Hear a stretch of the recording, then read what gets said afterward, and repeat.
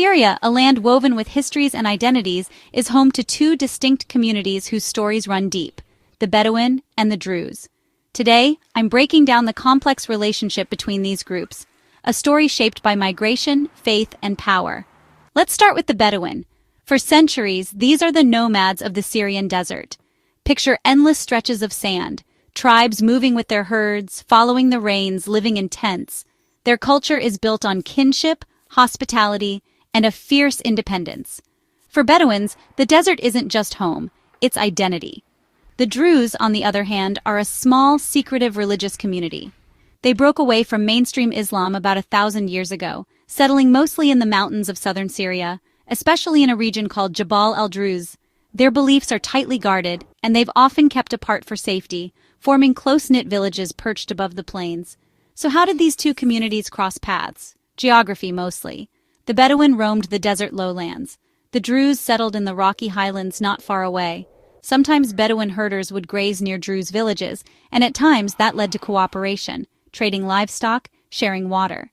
But as more Druze arrived, especially in the 19th century fleeing persecution elsewhere, their settlements expanded, often onto lands the Bedouin claimed for grazing.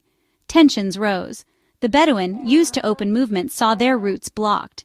The Druze, trying to farm and build homes, feared Bedouin raids. Throughout the late Ottoman era and into French colonial rule, both groups jockeyed for influence. The French often played them off each other, arming one side, favoring the other, to maintain control. In 1925, the Druze led a revolt against the French. Some Bedouin tribes joined, others sided with the colonial rulers. The fallout deepened mistrust.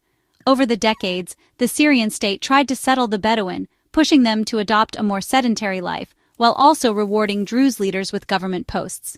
This in turn changed local power dynamics and sometimes stoked resentment. When Syria's civil war erupted in 2011, old tensions resurfaced.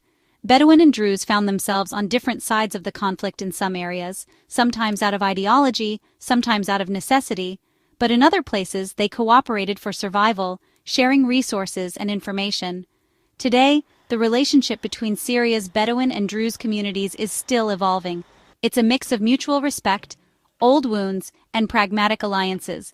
Their story is a window into how Syria's many identities collide, adapt, and endure, even in the hardest times. Thanks for watching. If you want to dig deeper into Syria's history, stick around for more.